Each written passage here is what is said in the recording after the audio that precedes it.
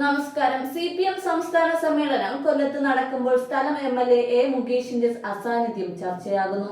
CPM സംസ്ഥാന സമ്മേളനവുമായി ബന്ധപ്പെട്ട് മുകേഷിന് party നേതൃത്വം അപ്രഖ്യാപിത വിലക്ക് പ്രഖ്യാപിച്ചിരിക്കുകയാണെന്ന് റിപ്പോർട്ട്.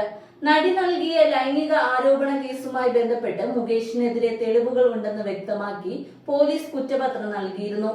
ഈ സാഹചര്യത്തിലാണ് സമ്മേളന വേദിയിൽ എത്തേണ്ടെന്ന നിർദ്ദേശം CPM സ്ഥലം MLAക്ക് നൽകിയത്. പരിപാടികളിൽ മുകേഷിനെ പങ്കെടുപ്പിക്കേണ്ടതെന്നും പോസ്റ്ററുകൾ പടം വെക്കേണ്ടതില്ലെന്നും പാർട്ടി നേരത്തെ തീരുമാനിച്ചിരുന്നു. സാധാരണഗതിയിൽ പാർട്ടി സമ്മേളനം നടക്കുമ്പോൾ ജില്ലയിൽ നിന്നുള്ള MLAമാരെല്ലാം വേദിയിലോ സദസ്സിലോ ഉണ്ടാകാനുള്ളതാണ്. എന്നാൽ കൊല്ലത്ത് സമ്മേളനം നടക്കുമ്പോൾ മുകേഷ് ജില്ലയിലില്ല. അദ്ദേഹം തിരുവനന്തപുരത്തോ എറണാകുളത്തോ ആണെന്നാണ് സൂചന. ലൈംഗിക ആരോപണ കേസ് വന്നപ്പോൾ മുകേഷിന്റെ രാജിക്കായി സമ്മർദ്ദം ഉയർന്നു വന്നപ്പോൾ പാർട്ടി അദ്ദേഹത്തെ സംരക്ഷിക്കുകയായിരുന്നു. പരാതിക്കാരി ആരോപിക്കുന്ന കുറ്റങ്ങൾക്ക് വ്യക്തമായ തെളിവുകൾ ഉണ്ടെന്നായിരുന്നു പ്രത്യേക അന്വേഷണ സംഘം കോടതിയിൽ സമർപ്പിച്ച കുറ്റപത്രത്തിൽ പറഞ്ഞത്. ഡിജിറ്റൽ തെളിവ് ഉൾപ്പെടെയുള്ള MLAക്കെതിരായ കുറ്റം തെളിയിക്കുന്നതാണെന്ന് പോലീസ് വാദം. വാട്സ്ആപ്പ് ചാറ്റ്, ഇമെയിൽ സന്ദേശം എന്നിവയ്ക്ക് പുറമെ സാഹചര്യ തെളിവുകളും സാക്ഷിമൊഴികളും ലഭിച്ചിട്ടുണ്ടെന്നും കുറ്റപത്രത്തിൽ പറയുന്നു.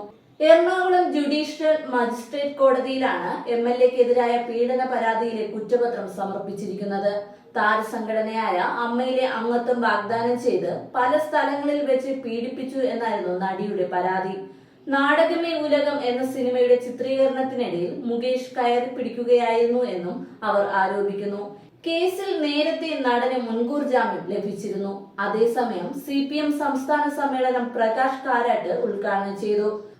പോരാട്ടങ്ങളിലൂടെയും ഐതിഹാസികമായ സമരത്തിലൂടെയുമാണ് കേരളത്തിൽ പാർട്ടി വളർന്നതെന്ന് പ്രകാശ് കാരാട്ട് പറഞ്ഞു. പാർട്ടി നയം നടപ്പാക്കുന്നതിൽ മുന്നിൽ നിൽക്കുന്നത് കേരള ഘടകമാണ്. സീതാറാം യെച്ചൂരിയുടെയും കോടിയേരി ബാലകൃഷ്ണന്റെയും മരണം പാർട്ടിക്ക് നികത്താനാകാത്ത നഷ്ടമാണ്.